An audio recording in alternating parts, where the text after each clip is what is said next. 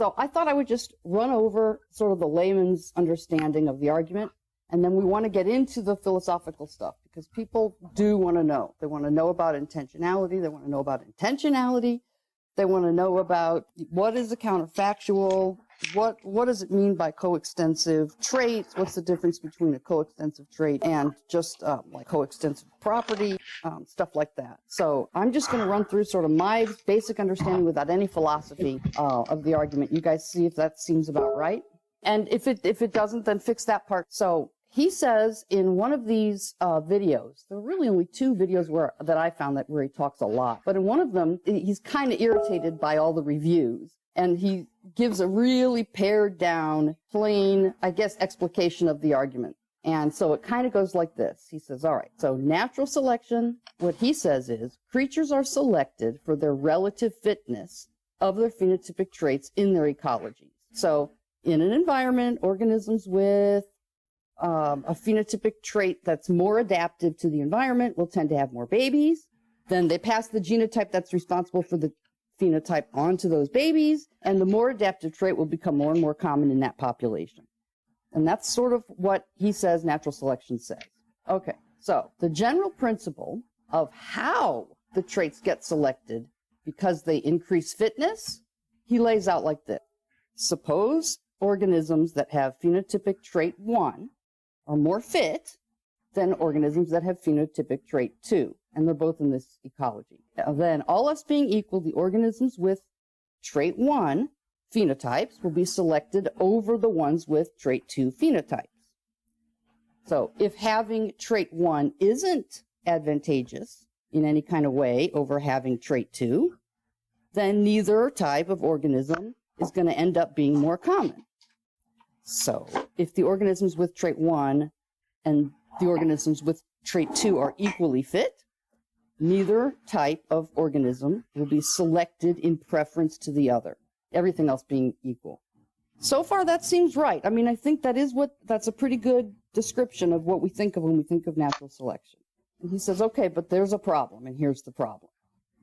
And I'm going to explain the problem in an intuitive way by defining trait 1 and trait 2. Let's suppose that you've got an organism where trait 1 and trait 2 are linked, so that you only ever get one when you get the other, and you only ever get the other when you have the one. And let's suppose that having trait 1 is a cause of increased fitness, but having trait 2 is not. So that's when they say it's just a ride-along trait. So in that case, we say trait 1's the thing that's causing the increase in fitness, or the change in fitness if you don't want to use the word increase. We say trait 1 is the thing that's causing the fitness. And trait 2, it's becoming more common, yes, but it's just correlated with fitness. Trait 2 isn't causing any of these incremental changes in fitness. Only trait 1 is causing it.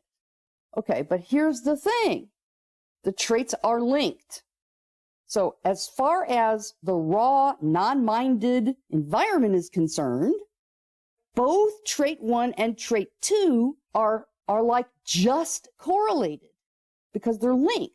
So the correlation of trait 2 to the environmental, to being fit for the environment is identical to the correlation of trait 1 as far as the environment is concerned. They just always come together, because if trait 1 is selected, then trait 2 is selected and vice versa. But we just got done saying that trait 2 isn't an adaptation, or it's not selected for, it's the free rider. So if we're going to claim that traits are selected for causing, because they cause little increases in fitness or alterations in fitness or changes in fitness, not for being correlated with alterations in changes of fitness, then we need a mechanism that's able to respond differently to the traits, depending on whether they're traits that cause fitness or whether they're traits that are just correlated with causes of fitness. And natural selection doesn't have that mechanism. It doesn't specify such a mechanism. That's missing. This essential piece is missing from the theory of natural selection. So I think then he wants to say it's not exactly scientific because it doesn't specify this mechanism that can act differently on phenotypic traits depending on whether they cause fitness changes or just ride along as correlates of causes of fitness changes. Because we know correlation doesn't imply causation all by itself. So he says it's open whether a trait that correlates with fitness in any particular environment actually causes fitness in that environment. And then he expands it out. He says, so you can understand that when you think about these traits that are linked. But really, if you think about it, every single trait that belongs to an individual organism's phenotype is equally correlated with fitness, even if it's not linked, because the creature has all those traits. So this argument isn't really just constrained to linked traits, because every trait exists at the same time in an organism. So that's the sort of layperson's view that I got of this argument. Does that make sense? Do you guys agree? Do you disagree? Do you think I got a good enough reading of it? Let's hear some. Yeah, I thought that was very well stated, actually. Okay. Does everybody understand that much? So I'm going to turn it over to our philosophers, because other people are interested in all of these terms and how they work, and how does he go from this language question about intentionality with an S to the coextensive traits, how he makes those connections. So does anybody want to say anything so far about this layperson's understanding? Well, I suppose I feel like it's important to state that he's got various kind of so desiderata, which is like things that you want to keep, things that you're going to consider when you're going through constructing the theory. I think there's roughly three that we want to be keeping in mind. One of which is that the theory is supposed to be mechanistic, right? It's supposed to be something, a kind of blind process that just takes place in the world, some kind of causal mechanism. Second one is it's supposed to be explanatory, right? It's not supposed to be simply a description of what happens, but it's supposed to be in some sense an explanation. In particular, it's supposed to be an explanation of things, an explanation of why certain types of organisms have certain types of traits that they do. And lastly, it's important that the theory doesn't achieve those two aims by making the mechanism the product of a mind that exists, which is driving the whole thing forwards. So I think the idea is that if you have the first two but not the third, what you've got is creationism, intelligent design, basically. And we're trying to rule that out and see how you could have something that delivers the goods, which meets all three of those criteria. And what you're talking about when you're talking about the coextensive traits, the problem is driven there by the fact that it's generally considered that kind of mechanistic causation is unable to distinguish between coextensive traits, like the heart pumping blood and making thump-thump noises. And that gets you into this situation where if you want to be able to distinguish between those two, it doesn't seem like blind mechanistic, well, it doesn't seem any types of blind mechanistic processes that could do that are ones that can directly appeal to laws which state which of those two traits is the one that's being selected for, or again, if there was some kind of mind that was driving it, like an artificial selector who was picking them due to some concern they had. So I don't know. I don't want to. Yes, I don't know whether that helps laying those three desiderata out. Is that helpful? I don't know. I think it is. Yeah, reasonable description. Okay, so some of the people that were asking about the terminology, terminology I don't think are in here, but I think it'd be good to go over that, because he really sort of starts with, well, his book has so much. I've read a little bit of his book. It's got a lot of stuff at the beginning before he gets into the philosophical argument that we've heard about how natural selection has built into it intentionality with an S that can't be explained mechanistically, and that people haven't understood that, haven't noticed that, haven't realized that, and it's kind of gotten away from us. And I think we need to explain what intentionality, intention with an S to people before we demolish it. Okay. All right. So I was hoping that one of the philosophers in here could kind of take it from here. Well, I'm happy to explain the difference between intensionality with an S and what it's supposed to be contrasted with is extensionality, like EX, which is what's relevant here. Or are you interested in the distinction between intentionality with an S and intentionality with a T? Let's start with intentionality and extensionality. I don't think the one with the T is relevant, though, is it? Well, the one with the T comes up when we're looking for an explanation, because it can't be an explanation No, that's that has a T. intention. That's intention. Right. So let's The start. distinction between intention and intentionality with a T, because in fact, I think intentionality with a T is not what people think, which is the noun form of intention. Intention with a T is a noun, but it's with a T, but it's not related to intention with a T. That's true too. Let's start with intention with an S versus extension. And let's do it. Maybe we do it with language where we talk about meaning versus, whether or not you can replace synonyms and things like that. Right, exactly. So this goes back at least to Frege at the beginning of, or the end of the 19th century, although I guess the distinction probably goes back before him. But what he said about it started off a big train of philosophical development in the 20th century, and this distinction plays a key role, surfaces again and again. So one way to think about it is the difference between, so in an extensional context, one way of thinking about it is that you can substitute terms which refer to the same thing, and the result of substituting that term doesn't change the truth value of the overall sentence that you substituted in. So here's an example. Let's say Superman can fly, right? That's true. And let's say that Superman is Clark Kent, and that's true as well.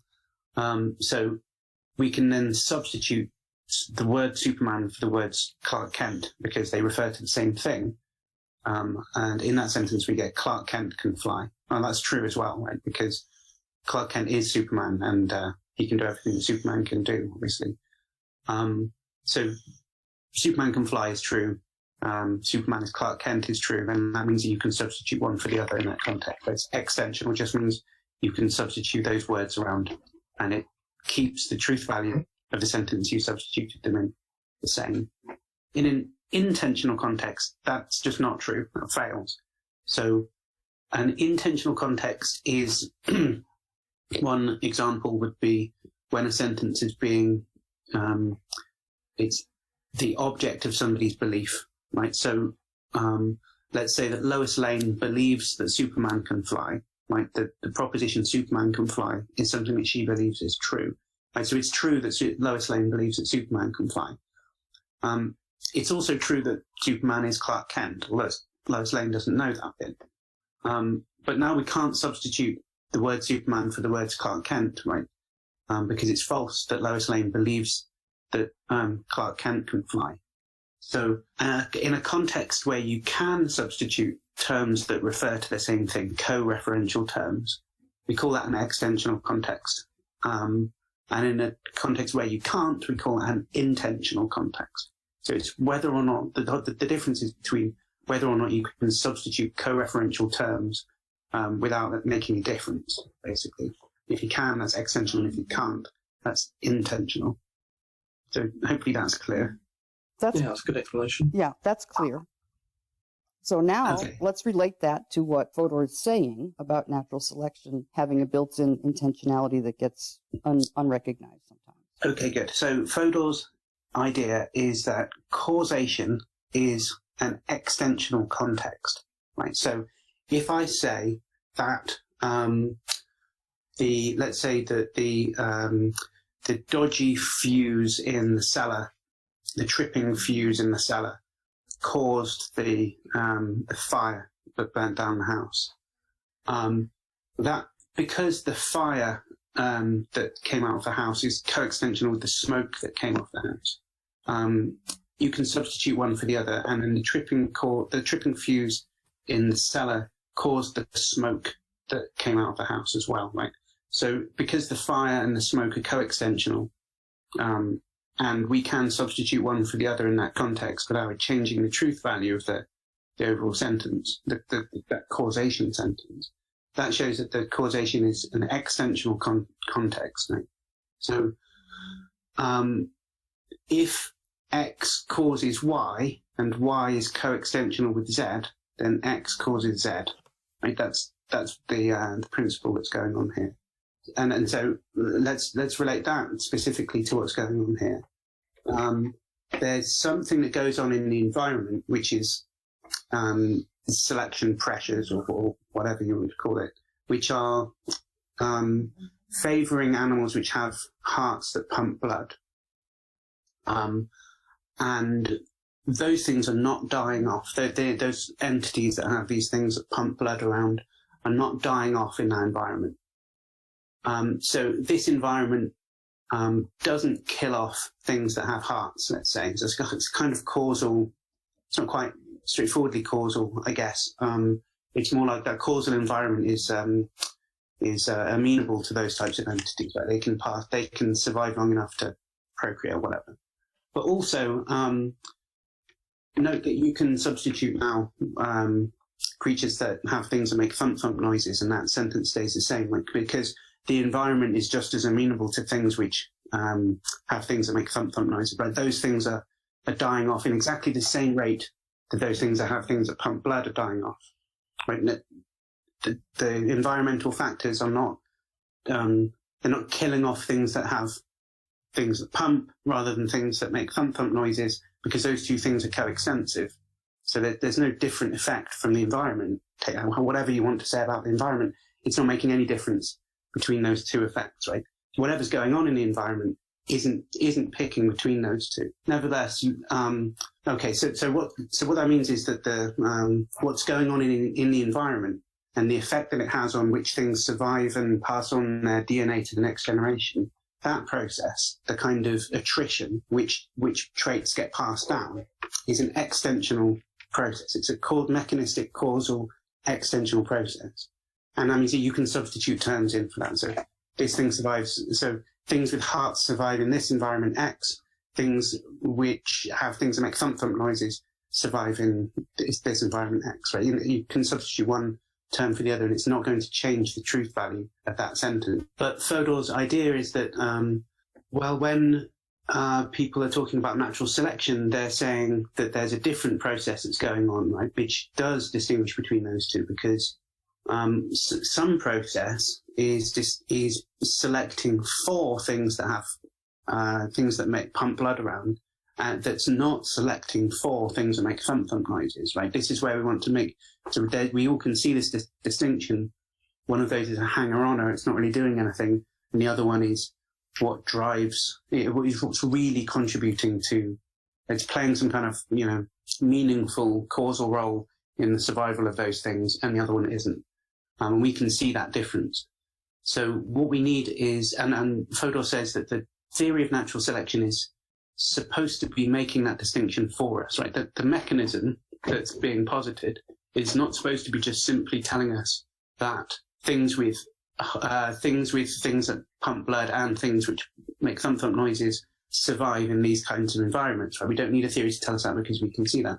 What the theory is supposed to be doing is making this extra leap from saying that there's these creatures and they're surviving to why it is that they're surviving. Right? It's supposed to be giving an explanation of what's going on, not just simply a description of what's going on. And in order to do that, he needs to make the jump from this extensional idea to an intention. He needs to be making the jump from selection of to selection for. And the difference between those two is that selection of is extensional, selection for is intentional. You said, sorry, selection for is intentional, you said? Yes. So there's selection for things that pump blood, but there's selection of things that pump blood and things that make thump thump noises. And selection of is blind. It doesn't care which one is contributing to fitness. It's just saying these things are being passed down over the generations. Right? That's what's being selected. But selection for means these are the things that are contributing to fitness. Something like that. And the thing is, when you use selection for, you are claiming that there's a cause going on. You're saying that, but you really shouldn't be doing that, or at least the theory of natural selection, as Fodor describes it, doesn't supply an ability for raw nature to do something like that. So we can tell, for example, if the environment causes pumping to increase in the population, then because pumping and thumping are coextensive, thumping comes along. But you can't say the environment, you don't want to say that natural selection is claiming that the environment is causing thumping. We want to say that it's the pumping that matters, but there's no mechanism that can explain how it is that nature is acting only on the pumping. One of the ways that we make so the intuitive way we make the distinction, I think, in our heads is we can all see what I guess we can spend more time talking about later on, but Counterfactual. Counterfactuals, yeah, exactly. So there are counterfactuals that we all feel like are true, right? So here's the relevant one here, right? So take some entity, I don't know, zebra or something, right? It's got a heart that pumps blood, and it's got a heart that makes thump noises. Now that's what's true in the actual world. But had things gone differently, right? Rewind the clock many millions of years, some weird, different way evolution could have gone. Hearts in this counterfactual scenario, though they pump blood, they do so silently, so no longer making thump noises. Now, make everything else as equal as you can to how things are today, apart from that difference. So zebra is still in the kind of, on the Serengeti, having to run away from lions and blah, blah, blah.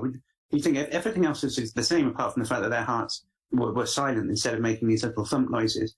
But that wouldn't change anything about their fitness, right? They would be just as successful or unsuccessful as they happen to be in the actual world, wouldn't it? So that's why that we see that trait as a ride-along, right?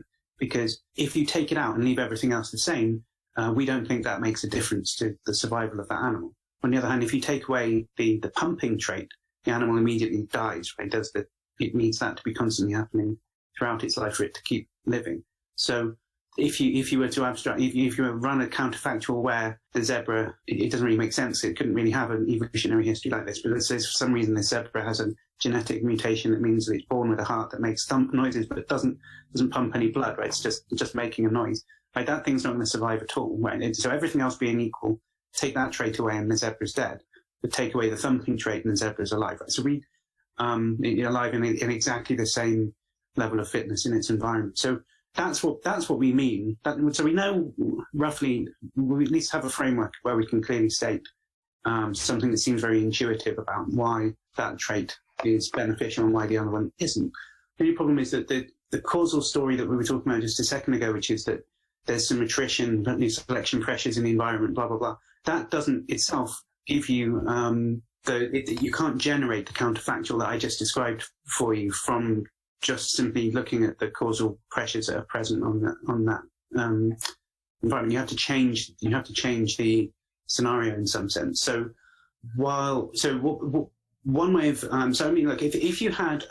if you had something like artificial selection, where you've got somebody who's weeding the garden, as it were, right, who's discarding traits when they fit into what the person's plan is, and keeping the ones that fit in, right? So they want a garden with lots of, grass in it and not many dandelions or something. So they're pulling out all the dandelions and keeping all the grass.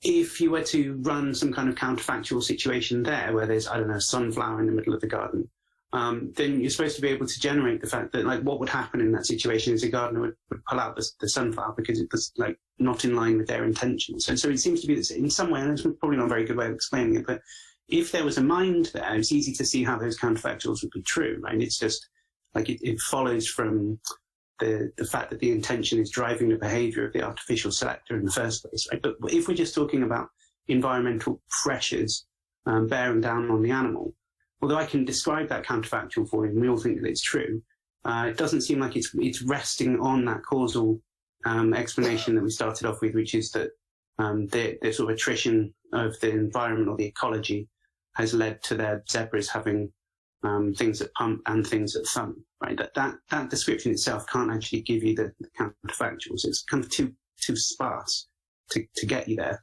I don't know. Does that help? I mean, maybe Ozzy's got a better way of explaining that than I have. I'm just sort of making this up as I go along.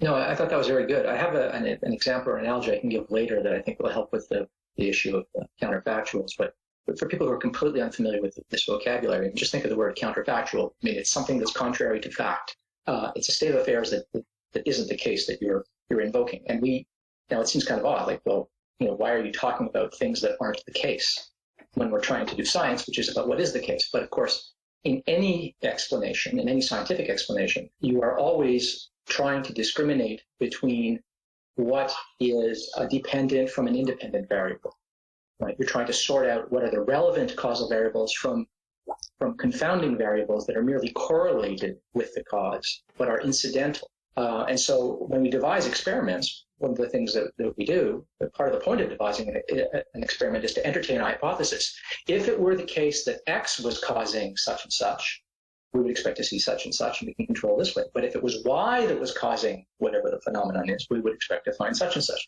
And so when we're devising experiments, when we're designing an experiment, we have either explicitly or implicitly the understanding that the causes might be other than the ones that we're looking for and that we're trying to corroborate or disconfirm. So counterfactual is just a statement of the form, if such and such were the case, then such and such would have happened. If I had stepped off the curb, I would have been hit by the bus or something like that. And well, how would you test that, right? I mean, it didn't happen. Well, you could say, well, okay, let's, Ozzy, you said that if you'd stepped off the curb, you would have been hit by the bus. At what time would you have been stepping off the curb? I would have been stepping off the curb at 3 p.m. Okay, let's see. Were the buses running there? Are there buses on that route? Maybe it's a woodland trail, and buses can't even go down that road, right? So you would be trying to take into account what other things could have happened and what couldn't have happened, right? So that's what counterfactuals are about. That's what this business of counterfactuals are. And we do this all the time in every area of science and in the social sciences and in everyday causal explanations. But in biology especially, it's important to distinguish, or rather in evolutionary theory, part of the aim is to figure out which phenotypic traits were selected for and which ones are the free riders, the ride-along ones, right? Which ones just come along for the ride. And what Fodor is saying here isn't that we don't have any way whatsoever to figure out which ones are causally relevant and which ones are free riders. What he's saying is the theory of natural selection itself, that concept, doesn't provide us with any way to make out this distinction. The concept of natural selection seems to be a concept of selection for. Some people try to phrase it as selection against, but to select against and select for, those are both intentional with an S. Those are both contexts or concepts that are intentional with an S. Right? So the problem arises whether you hash out natural selection in terms of selection for or selection against. It's the same problem. Whereas the concept of selection, something simply making it through the filter, that can be expressed extensionally. So you can have a pile of traits in an organism, and they get through together. And then the question is, what was the environment? What were the selective pressures they selecting? What were they filtering out or filtering in, however you want to look at it? And which ones were the ride-along traits? And Fodor's objection here is the concept, the theory of natural selection itself doesn't provide you with any conceptual resources that would help you sort this out. So how do we do it? Well, he says we're using things other than the principle of natural selection. We're not relying on the theory of natural selection at all. The theory of natural selection is explanatorily impotent. It doesn't do anything. It's not doing any of the explanatory lifting that's required. We are availing ourselves of other independent knowledge to figure this out. And if Darwin had never come along, we could have hit upon those same kinds of causal explanations, right? We could have figured out the natural history of why a trait exists and is fixed in a population and distinguish it from traits that exist and are fixed in a population but had nothing to do with the causal story. They're just the ride-along ones. We could have figured this out without invoking the principle of natural selection. We didn't need Darwin's contribution here for that. That's the idea. Does anybody want to add anything or ask a question? Well, isn't it time for the layman to weigh in on it? Yeah, please weigh in. It's time.